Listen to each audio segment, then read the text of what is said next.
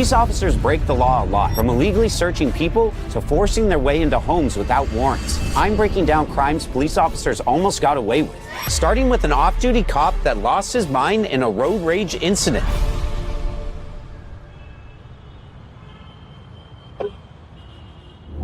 So he wants the truck to turn right on a red light. So that lawn sign on the right looks to start with an 860 area code. So area code 860 looks like it's Connecticut. So in Connecticut, turning right on a red light is legal unless a sign says otherwise. From what I can see, there's no sign anywhere and nothing under the traffic lights. There's a strong flow of traffic though, which may make the turn risky. Ooh. What are you doing? He's laying down the horn. That's gonna... Oh man. Now he's flipping the middle finger. While it's not very nice, it's protected free speech. Oh no, the other driver's getting out of the truck. Really? Where does it say that? It says stop here on red. You're the one sitting on your phone. There's another video I found that shows more of the intersection. Let's check that out. This is the moment everything goes wrong. No, I was moving something in my bag. Okay, well, and I'll see you with a ticket. I'll pull you some prices. Sure, He's threatening a ticket. Ooh. What? Oh, man. He just got punched in the face. You want to get arrested? You're going to get arrested for assaulting a civilian. Yeah, he's right. Assault of a civilian or battery. Now let's look at the statement the cop says afterwards. Okay, did he show him doing the double finger? I mean, who cares if he gave him the finger? That doesn't give you a reason to punch him in the face. Okay, my fault. Yeah, none of these things are a defense for hitting someone. You'll still get charged with a crime. Okay, yeah. My question is this, though. Because he's yelling at me and I actually show my badge, he's giving me the double finger. I mean, I know it's trivial, but does he get hit with, like, breach or whatever it is or nothing, or it's all on me? It's pretty ridiculous that he's trying to claim this guy breached the peace and that gives him some sort of defense. It's not going to hold up in court. Giving someone the finger is protected speech under the Constitution. So it's no defense to punch someone in the face. You're still going to get hit with a crime. Nice try, buddy. It's bad enough that this guy tried to throw his power around while he was off duty, but this next cop let his feelings control his every move. Looks like she's getting arrested, clearly. Like that. All right, he's putting her... See how the cop helps her get in backwards? That keeps her from hitting her head, but it also lets him keep her hands out of the way for safety. Looks like they're heading to the station now. In most cases, once someone's arrested, officers take them straight to booking. The exceptions are if they need medical clearance or if the officer's transporting to another jurisdiction. Did his camera just go dark? Police officers are generally required by department policy to keep their body cams on during all interactions with the public, especially when a suspect's in custody. What's happening now? This looks like a different officer's opening the door. Oh! This guy was in the back of the cop car with the suspect. He locked himself in the cop car. Oh, man. Yeah, I don't see any reason why he needed to go back there unless, you know, for what? In our next video, cops try to take advantage of a man that was blind. What's this in your back pocket? I just saw you walking it. It's a navigational aid. What's the problem? You a tyrant? What's your name and date of birth? I don't have to give that unless... Yes, sir. He's right, he doesn't have to give that. Looks like you're carrying a gun in your back pocket. I'm stopping to make sure you're carrying it properly. You don't have you ensured that it's not a firearm? No, you keep turning so I can't see it. You don't have to be a to me. Clearly not a firearm. No, sir, I'm doing my job. Am I detained? Yeah, you are. He's detained? What? Detaining him just because he wouldn't show ID when she had no legal basis to ask for it in the first place? That's a serious problem. You can really see her frustration taking over here instead of following procedure. Look like a weapon. She asked you to really present it, okay? Now she's asking me for ID. Okay? I don't need the ID unless there's reasonable articulated suspicion. Reasonable articulable suspicion. And committing a crime or about to do a crime. He's absolutely right here. In order to detain or ask for the ID, needs to show that he's involved in the crime, is committing a crime, or is about to commit a crime. Sir, and her suspicion was that you were armed, okay? And she's asking you for your ID. So the suspicion is that he was armed, but then he showed her that it's not a weapon. So there's no more suspicion. Well, now she has verified that I am not armed, okay? So there is no problem. ID or not? This is just cops getting mad that they're not getting their way. And this is not how the law is supposed to be applied. After that, Hodges is handcuffed. What? They're arresting him. Oh, this is not going to hold up in That's court. when Hodges confirms that he is legally blind and carries the navigational aid to help him when walking. He also tells deputies he was stopped while walking back from jury Wow. duty. He's legally blind, and they're arresting him for having a walking stick. This is crazy. I mean, someone at the department is going to get punished for this. After Hodges' ID card is retrieved, the supervising officer orders he be taken into custody for resisting an officer and obstruction. So he was eventually arrested and charged with resisting an officer and obstruction, which makes no sense. Let's see what ended up happening, because this officer should definitely have gotten in trouble. So it looks like the officer ended up with a 2-day suspension without pay and was required to complete civil rights training. Whoa, the sergeant was demoted, which is exactly what should happen to these next cops, because they didn't just abuse the law, they straight up broke it. Are you, Michael? And your name? Officer Rodriguez. First name? Jim. Jim. How are you, Jim? Good. And your name? Please. Oh. Sorry? Badge number? What's that? Badge number, Okay. please.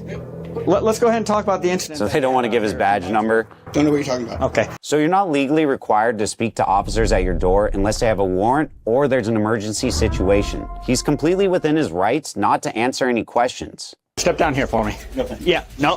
Hey. Whoa, whoa, whoa, whoa. Here. Whoa, whoa, whoa. In the U.S., police cannot enter your home without either probable cause or valid warrant signed by a judge. Based on what I've seen so far, they have neither. That means they've already violated his Fourth Amendment rights, and we're only 10 seconds in. Jack! Come here. Because now he's asking someone to record it, which is a good move because it looks like the cops are overstepping here, and you want your own evidence. I'm injured. Hey, cooperate. I am cooperating. You're violating my Fourth Amendment right. Oh, stop. Outside. You're violating my Fourth Amendment right. Wow. Get the phone. Get the phone. Get the phone. Cooperate. This is crazy. The cops really should not be in the house right now. It's smart that they're recording. Asking his son to record is smart, as documentation protects you even when emotions are high. Though, yeah, I'm sure that had to be terrifying for this kid. What are you doing? Stop. What am I I'm really being happy detained this for? kid is recording What am I everything. being detained for? Just stop resisting. I'm not resisting. I'm not resisting. Don't take his phone. He's clearly not resisting, and they're saying this that he's resisting. That's why it's so good to be recording this on your phone. Don't take his phone. Don't take his phone. I'm good. I'm good. The cops absolutely can't take his phone. The kid is staying a safe distance from them, and there's no reason to take his phone. You're not going to interfere with what we're doing. This is my property. Please You're not going to interfere with an arrest. What's your name? Yeah, I do not need to give you that. It seems like this kid's been watching some of my videos. What are we doing? So even if the officer dropped his camera or gear inside, that doesn't automatically give him the right to re-enter. Once he legally enters and retreats, going back in without a warrant would only make things worse legally. That kid definitely knew his stuff, but watch how this next kid handles it when a cop tries to pin an unfair charge on him. You got your license, registration, insurance with you? Yeah, I got you. Is this your car? Yeah. Okay. Where you headed? Back home. Where's home? Are you new to town or something? No. Where are you coming from? Oh, they're asking a lot of questions. This guy doesn't need to answer those questions. He can simply say, I'm not discussing my day with you, officer. Okay. Anything to drink over there? No bombs, guns, drugs? No bombs. Very strange question to ask this guy. And so does the odor of alcohol coming from your person. Great. Let's do a test then. If an officer believes you've been drinking, they can ask you to take a field sobriety test, but they need some evidence of impairment first, like slurred speech, bloodshot eyes, or erratic driving. I'm not seeing any of that here. So Officer Winters thinks I'm drinking tonight. We're about to do a test and he's going to find out I have nothing to drink. He's going to look stupid. Yikes. Antagonizing an officer like that is technically protected under the First Amendment, but it's never a good idea. Up to this point, the guy's been calm and cooperative, but you can see him starting to lose patience, and that's where things become a problem. I'm going to have you stand with your heels and toes together with your arms down to your side. So field sobriety tests like this are voluntary in most places, which means you can refuse them. But refusing may make the officer think you're hiding something, which could lead to an arrest anyway. Here the kid's clearly just trying to comply and get it over with. When I say begin, I want you... How many false accusations you got? 0. It's about to be your first. Oh man, this kid's funny. Why are you shaking so much? It's freezing, man. Look at you. You got all these clothes on, and I got shorts on, and it's raining. And you false accusing me, so of course I'm gonna be a little nervous. I wear shorts when it's 30 below. Congratulations. What is that about? So officers are supposed to keep these interactions reasonable, as the Fourth Amendment protects against unnecessary detention. And that comment about his shorts is completely unprofessional. It looks like this interaction is going on way too long. I don't see why they don't just give him a breathalyzer. Let's go to the front of the car here. Oh, and now he's asking for it. If it's possible to get negative, that's no idea. So it looks like it's time for the breathalyzer. Under implied consent laws, if you're licensed to drive, you've basically agreed to take a chemical test if they lawfully arrest you for a DUI. You can refuse, but it usually leads to license suspension and may count against you in court. Okay, you can relax. So I'm going to read you Miranda. Okay? What?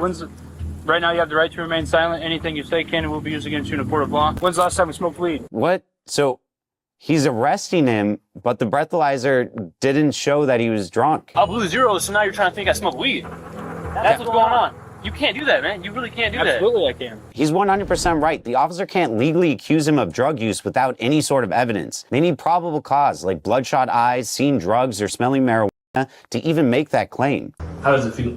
How does it feel for what? Remember I told you when you first pulled me over? I had nothing to drink. He's gonna look stupid. But we just gotta do better than that, man. We just gotta do better than that. I deserve apology. The cop absolutely let his feelings get the best of him. Let's take a look at this next story, where cops tried to arrest a man who said he was just trying to pay for his groceries. Go ahead and grab all your money and stuff, okay? You want to walk up the water? How in the world do they think he's shoplifting when he's standing there trying to pay with real money? This is ridiculous. They're taking all his money.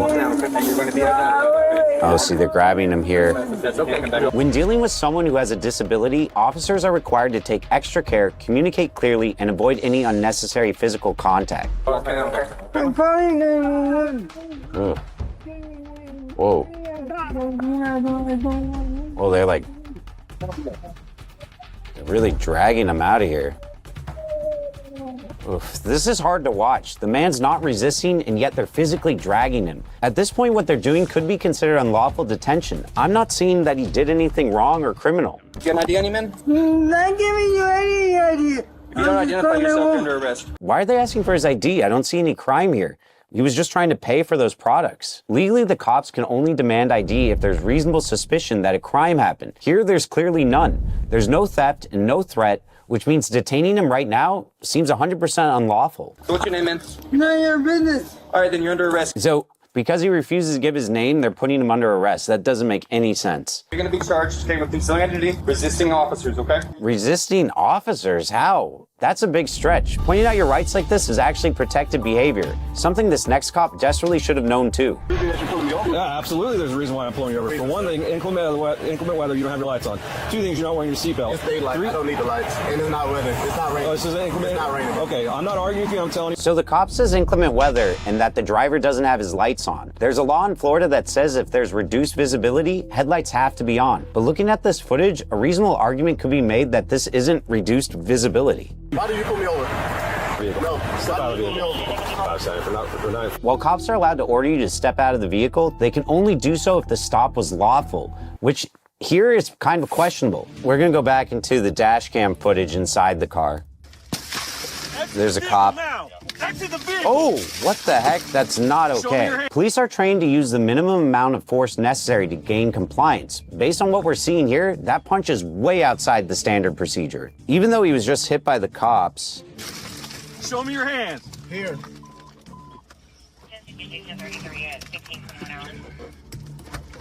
I'm here. What is your reason, sir? What is your reason? Step out now. No, don't. Another punch, this isn't right. Even if the stop itself was lawful, breaking the window and pulling him out could be defensible. But hitting him again after compliance? This looks like excessive force and absolutely potential grounds for a civil rights lawsuit. Let's see what happened after. It looks like the driver filed a federal lawsuit, and even though he pled guilty to resisting an officer and driving with a suspended license, he's suing the officers for excessive force. Yeah, that sounds about right. I wish him the best of luck. This does not seem right. But as you're about to see, some cops take their anger way further, because watch what this next cop does over a simple noise complaint. Hey, let me see your hands. Bert, get on the ground. Get on the ground. Get on the ground right here. Get on the ground. Mr. Gaillard attempts to comply with Officer Dukes' orders by getting onto his hands and knees, but Officer Dukes forcefully uses his foot to attempt to force Mr. Gaillard. The amount of force a cop uses is typically justified based on three main factors, like how severe is the suspected crime, whether the person is an immediate threat to the officer or anyone else, and whether they are actively resisting or trying to run. I don't see any of that here. He was attempting to comply with Officer Dukes' commands when the force was employed. Here, the severity is not there. He's not trying to flee, he's not resisting, and from what we can see, he's not posing an immediate threat. If anything, he looks like he's trying to comply, which means the cop likely used excessive force here. He had something. That's what he had. That doesn't look like a gun at all. So the officer is claiming he had a gun, but it looks like he ended up finding some sort of crowbar or something like that. And that matters in court because it can undercut the idea that there was an immediate deadly threat. I'm not seeing a deadly threat here for the officer to draw his gun and take the actions he did. Even finding this object is clearly not a gun based on how it's shaped. So I don't see a good justification for the officer here. Yeah. Go back inside. Go back in the house. Go back in the house. Ain't nobody talking to you. I got head drummer. Go back in the house. Yeah. So ordering someone to go back inside their home can get more legally complicated. These people from their home are legally allowed to record or watch what's happening, as long as they're not interfering with police duties. I don't have one there. We don't have one. They don't give us cars. Okay, what's your badge number? 1059. Let me see if I can get my phone. Hold on. We have cars. What? So the officer says they don't give them cards, but then the female officer here is saying they do have a card. And this right here isn't just bad. It can be illegal depending on where this happened and what the intent was. Because if a court concludes that he lied about having a card to avoid accountability, he could be charged with official misconduct, and in some cases, even obstruction-related charges. But it just goes to show you that while there are definitely some bad cops out there, there are also good cops out there genuinely trying to help and do their job. These are the crimes YouTubers almost got away with. Go watch it and tell me what you think. And as always, stay out of trouble.